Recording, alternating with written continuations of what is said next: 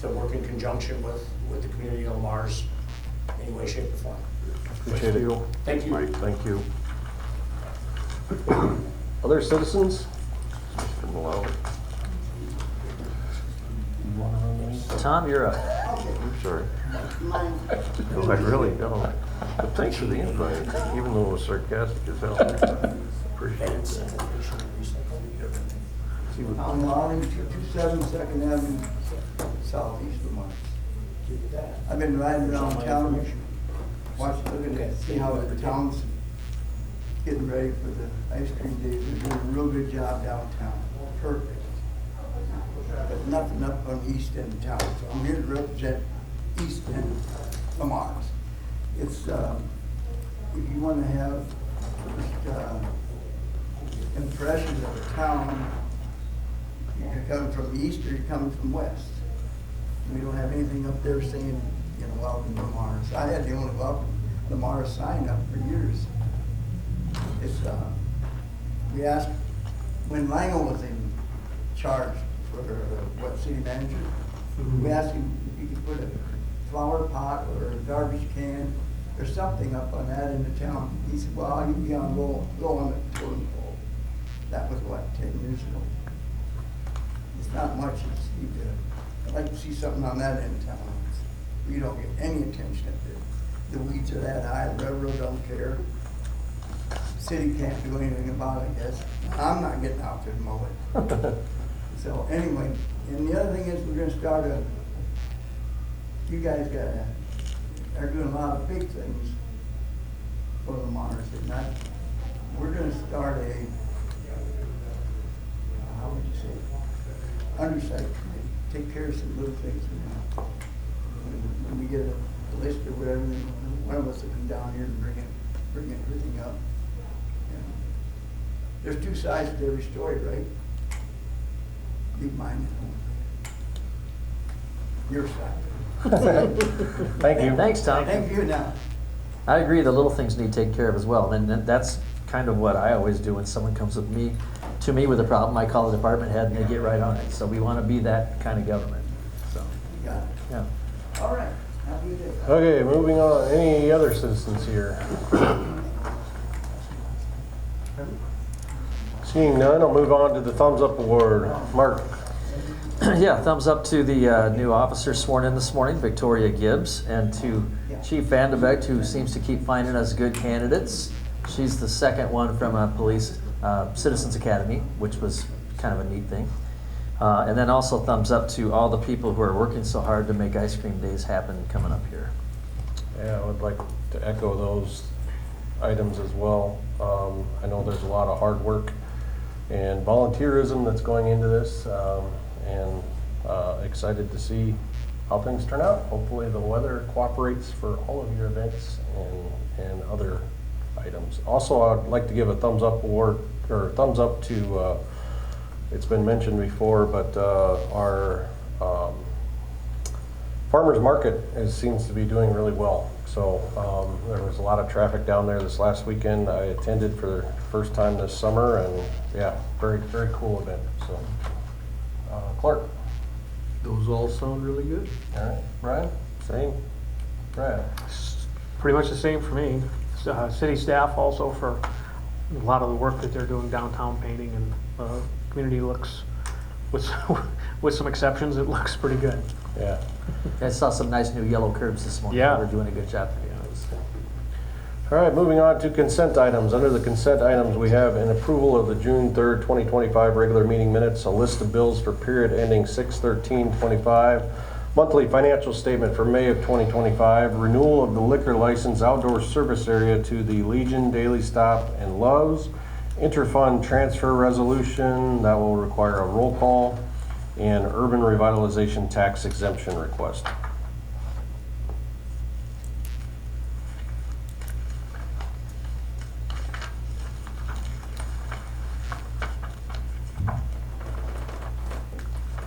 Make a motion to approve consent items 1 through 6 with resolution 25-27 on number 5.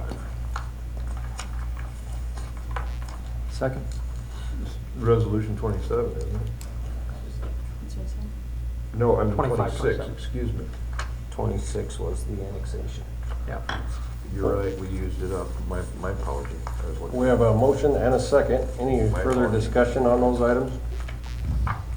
If not, we'll have roll call, please. Pick, Yes. Goodchild, Yes. Sturgeon. Yes. Bruns, Yes.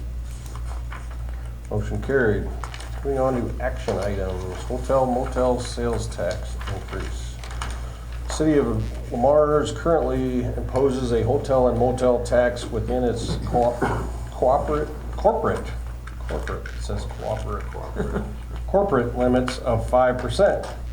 This tax has a current expiration date of December 31, 2031. The council wishes to revisit this tax.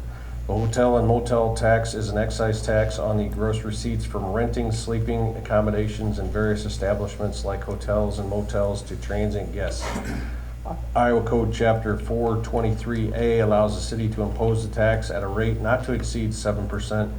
In order to increase the tax rate, the matter must be placed on the ballot of the regular city election and receive majority approval. Below is ballot language for council approval to increase the hotel and motel tax to 7%. Shall the city of Lamar's in Plymouth County, Iowa be authorized to increase the hotel and motel tax pursuant to Chapter 432A of the Iowa Code to a rate of 7%, beginning January 1, 2026, and expiring on December 31, 2041. Administration recommends council approve the ballot language for the November 4, 2025 election. So is this just a simple majority, or is, yes, okay. So maybe just a couple things. I put in, just because we've done it in the past, you're not required to have an expiration of it by Iowa code, but we routinely done it, just had an expiration, so I just threw in there 15 years. Because I believe that the last one was 15 years also, which expires on 31, but, so that could change if you wanted to. Let's see, I was just gonna give a little bit, I didn't get into detail on what that money is used for. So I'll just run through that, what the Iowa Code allows us to do with that money. At least 50% of the revenue is for us to acquire sites for constructing, improving, enlarging, equipping, repairing, operating, or maintaining of recreation, convention, cultural, or entertainment facilities, or for promotion and encouragement of tourism and convention business. The other 50% city can use for whatever other legal purposes. So that's what the money is used for. That's what we use it for. And then just another tidbit, I think Mark maybe mentioned this the last time, but there's 204 communities in Iowa that have this, in addition to what the state does, but 204 communities, and 19 of those are less than 7%. So we're in the minority of the percentage. So I think I've got the list. I think I saw one on here that was 4%. Yeah, there's 4%, but otherwise it's typically 5 or 7, and the large majority is 7. So you can go up to 7. Go back to your statistic, what did you say, 19 communities are less than the max, or? Less than the max. Less than the max, okay. Okay. Of the communities that have it, because there are some communities that don't Yep. have it all. Yep. Is there a negative to raising it? Is there a negative to raising it? I mean, if someone who's gonna come here is gonna come here. I mean, That's the we way pay I that look, that's the way I everywhere we look at go. it. That's the way I look at it, but I'm just asking the question Yeah. because, I mean, I would guess that your average hotel room rate overnight is probably 100 to 125, so I mean, you're talking really probably a couple of dollars per night. So, you know, and overall, you know, raising it from 5 to 7%, we're collecting roughly 200,000 a year right now on that. So I mean, we're talking about maybe, you know, within expanded tourism, maybe $5,000 or $6,000. So it's not like it's gonna be a huge windfall by increasing it from 5 to 7, but I do think that we're at a point where we should do this and do what we can to support making Lamar's more of a destination, because I do think that there is opportunity there for us that will help us not only, in terms of hotel motel, but local option sales tax, that increase retail sales and restaurants and all that sort of stuff. So I think the purpose of raising it from 5 to 7 is good and definitely in support of. And by and large, the citizens aren't paying that tax. Right. Okay, so I've got kind of an abstract question. I'm kind of curious why this made the agenda. I'm kind of curious why we're discussing this. I know what the answer is going to be, is because Clark, you're the one that suggested be on an agenda. Well, that is a very true answer. But I also want on an agenda the incentives we're giving for building in this community. Why is that being ignored? I also want on an agenda why we're not revisiting our tree ordinance in parkways for dangerous branches. That's being ignored. I know I'm not the only one that feels this way, but those items have not been on the agenda, and I've sat here for 6 weeks now. This is the Do you third or want to discuss fourth. it here, This is Clark, the or should third. we discuss it in private? Okay, because here's the issue. Here's I have. the issue. Here's the issue I have is you bring up things, but I don't hear support from other ones. That's funny. Okay. Okay, I'm gonna see if anybody stands up and defends me. Let's stay on the agenda item, which is hotel motel tax increase. We're kind of going on a tangent here. There's a time in the meeting to do that, and there's not right now. That's fine. There's a general discussion later. If you want to talk about it, then that's fine. We have an agenda item that needs to be dealt with. Motion adopting resolution 2528, calling an election on the proposition of increasing the hotel motel tax from 5% to 7%. Second. I have a motion and a second. Any further discussion on that? Roll call, please. Goodchild, Yep. Bruns, Yes. Pick, Yes. Sturgeon, Yes. Actually, I got thrown off. One thing that I want to add to this is, do we put a sunset on it? I like sunsets automatically. I might like a little tighter than this, so that future councils are not strapped by decisions made by this one. And maybe they're going to want to change it at some point in time. So I do support a sunset on all this stuff, and probably a little tighter than 15 years. That's outside of the motion. We have full roll call? All right, motion carried. Moving on to action item E2, Stanley Consultants, Inc. Service Agreement. Stanley Consultants were hired and prepared plans for the downtown traffic signal modernization project. One bid was received and rejected by the council on May 20, 2025. The project will replace signals at all 3 downtown intersections. Stanley Consultants, Inc. and the city staff have discussed alterations to the project and bid documents to generate increased contractor interest and pricing. Changes include maintenance bond reduction, unit price items, and construction schedule. The increase in work required of Stanley Consultants, Inc. for documentation or document modification, rebidding, and construction duration justifies an addendum to the original contract. Administration recommends council approval. So their first, you'll see this one is, that explains why it is in there, because they're essentially doing a lot of the work they've already done, having to do it again, because it's gonna go back out for bid. They're changing some plans up, plus we've lengthened the duration of the construction of it, so that all comes with a cost. You'll see their cost is $24,200 there. The original one that we approved for the work they've already been doing was $69,200, so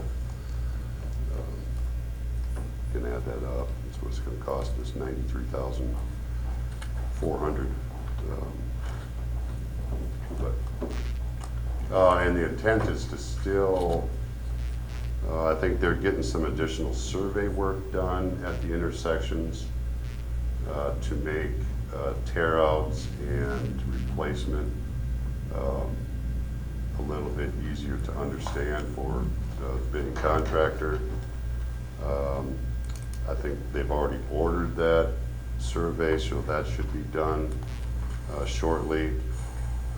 I believe everything else is done as far as changes for the specs and the plans. So I would assume maybe by the second July meeting, we could be coming back to you for you to reapprove the set of plans and all that stuff, so we can go back out for bid. When will we be given an opportunity to actually physically pick out what poles are being used? I've been I in, did ask that question. Okay, so you brought up, Clark, if it would save money if we purchased right, equipment ahead. stuff outright. Well, it takes the gamble off the contractor, right? Okay. Yeah, according to the engineer, that doesn't make it, that won't make a difference. Okay. In price. Okay, this is a slightly different question, is I was, happened to be in Verona, Wisconsin, and it's pretty busy. It's a pretty good sized community, basically Madison. But driving out, I mean, they've got these decorative poles that function. I mean, they've got the long reaches and everything, but we talk about our downtown, and I think we are beautifying our downtown. But is there an opportunity to look into, if it costs us more, it costs us more. We'll use our new local our hotel motel. But the point is to go to more decorative poles to help, like, maybe that's kooky talk, but I think they just have, I can check, but I think what is in the current bid package is just A generic just the one. standard pole. can we check into looking into what maybe a few options would be? Or maybe that's silly, since it wouldn't match 75 and 3 or 12th Street out by Hy-Vee or Dairy Queen. I mean, Well, I don't know, but I'd like to look into something. Yeah. Historic you're right, district, yeah. Highway 3, but There's probably state requirements that the engineers would have to consult as well, because it's on Highway 3. I mean, if we're just. But the roads I'm talking about are on major roads too, so, I mean, yeah, it can be. Are you talking in the way they look, Clark, or just? The way they look, the aesthetics, Or- you go to a more old town look. our downtown lamp posts are a little bit more along the Decorative. lines of what you're talking about. So, Right. Maybe Jason, it's something that historic preservation could be involved with. And maybe it gets into too much. I mean, and I don't want to delay the project, but Right. this is an idea in terms of helping to That is a valid. answer that question, maybe. Do those poles have to be able to swing out of the way for oversized loads? They don't have to.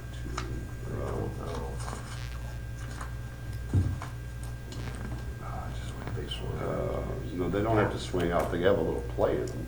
I don't know if they make them where they, Well, some of them, they swing them out so the load can go through, and then they put them back. I think our loads have always, just jogged the intersection. So I kind of go with that. I didn't even know they made those. Yeah. Like a drawbridge? Yeah, I've seen it. basically a swing bridge. Yeah, I don't know. I can find out. I don't even know if we need them. though. I mean, it's usually, not very often we have issues with heights. Just tell the DOT to route them somewhere else. I mean, we've dealt with it That's before, actually what they do. They'll send right? it down Whether the it's a house or, a windmill or Yeah, whatever. We've sometimes. dealt with it before, so it's, Yeah, and the way we deal with it now is, sometimes there's a little bit of flex in those, so they can move a little bit up or down, but Motion to approve the supplement agreement number 2 to the service agreement with Stanley Consultants, Inc. for the downtown traffic signal modernization project in the amount of $24,200. Second. A motion and a second. All those in favor say aye. Aye. Opposed? Motion carried. Moving on to discussion items. Jason, you're up. Just a couple things. The taxi lane project, for the most part, is done. It's at walkthrough stage to get the punch list created. That was supposed to happen tomorrow morning, but Bolton and Make, Joe with Bolton and Make is unable to make it tomorrow, so we'll do that sometime in the near future and get that project wrapped up. The RFPs that I've sent out for Business Highway 75, I have met with, by the end of the week, I will have met with 5 of the 9 that I sent it to, so they're just, in all those meetings, ours just trying to get a little more clarification on What we want, and stuff like that. So by the end of the week, it'll all have met with 5 of those, and I believe those are due the 27th, if I remember right, of June. So in that, they'll make recommendations, we think you should do this, or, I mean, are we giving them? One firm has thrown out, are you okay if we do this? Would you consider this? But, I mean, they can put those types of things. They in have, their yeah, they have a proposals. liberty to do that. Yeah. Okay. And I think I mentioned it last time, once those proposals come in, I'll try to get one maybe scheduled by the end of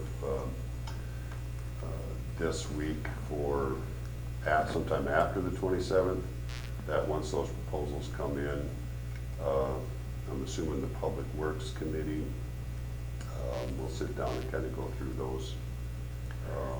And if we need to get clarifications after that from other contractors, I'll probably send them out to everybody. And they're aware of they're aware of the community development plan and the growth and things that we're doing, so when they come up back with their designs, it's kind of that. Yeah, is in we've their had a thought lot of process. discussion, kind of geared around that Snyder and Associates traffic study that they did.